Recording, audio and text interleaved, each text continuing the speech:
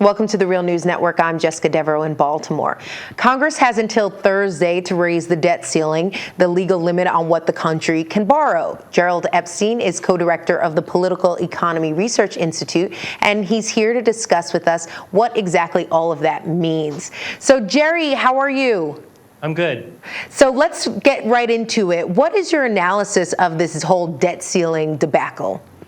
Well, a debacle is the right word. This debt ceiling debacle really is a sign that the United States government is in disarray, which we have known. But it's more of a sign to the world that the whole regime that was started after the Second World War, in which the United States was the dominant power and the economy was based on the US dollar as the key and the safe and the central currency, that whole system is now falling apart. And the debt ceiling debacle, more than anything else, really signals the beginning of the end for that system. Okay, and this whole notion of hitting a debt limit sort of reinforces the idea that the U.S. has a national debt crisis. Do you think the U.S. deficit and debt are at all at crisis levels? No, not at all.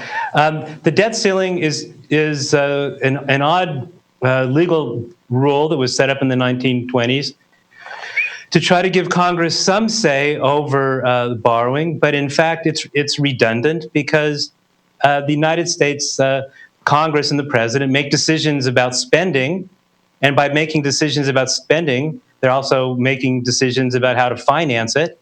And if their budget requires borrowing, then that's implicit in the decisions made by the Congress. So it's completely redundant and adds a political complication to the whole structure that we now are living with. But you do have those who say that long-term debt is not really in the interest of the country. I know, you cannot compare the United States Treasury to the way a household operates, but at the same time, in the long term, we shouldn't really be accumulating more and more debt. What set of policies do you think would most effectively lower the nation's debt?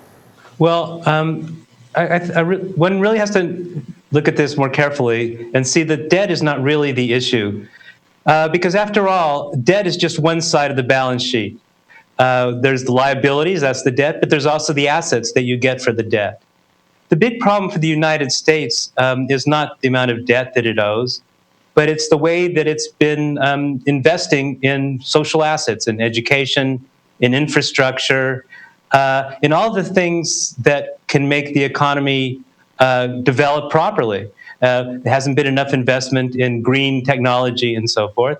So we really should be focusing on the investments in the real economy, in the infrastructure, in the education. And oftentimes those kinds of investments, they pay for themselves in terms of more and more revenue.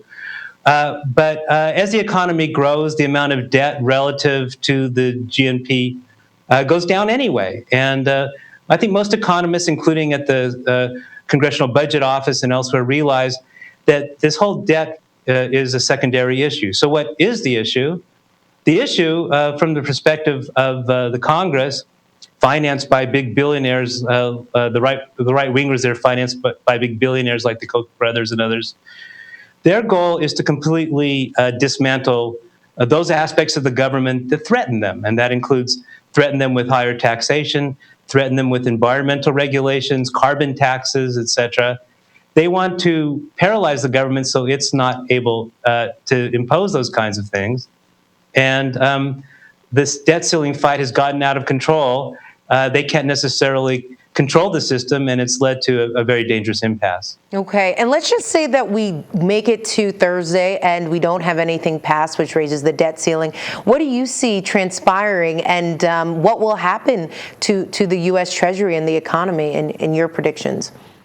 Well, as we're already starting to see, there are starting to be cracks in the global financial system.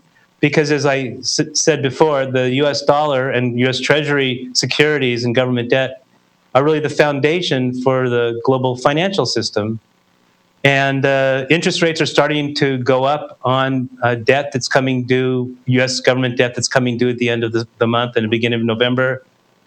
And built on this debt as a result of the kind of globalized casino economy that we have is a whole pyramid structure of other debts and bets and claims and counterclaims.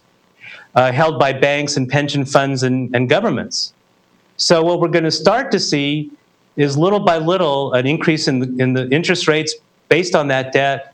We're going to start to see selling more of that debt and other debts. We're going to start to see financial institutions that are in trouble.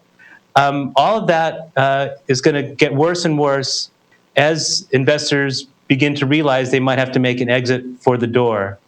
And part of the problem is that it's time to end the world economy's dependence on the dollar as the central currency. We need a globalized currency like the special drawing right at the IMF has created, or something like that, so that we can reduce the dependence of the world economy on these crazy political battles here in the United States. Yeah, we'll be certainly tracking this crazy political battle here on The Real News. Thank you so much for joining us, Jerry. Thank you. And thank you for joining us on The Real News.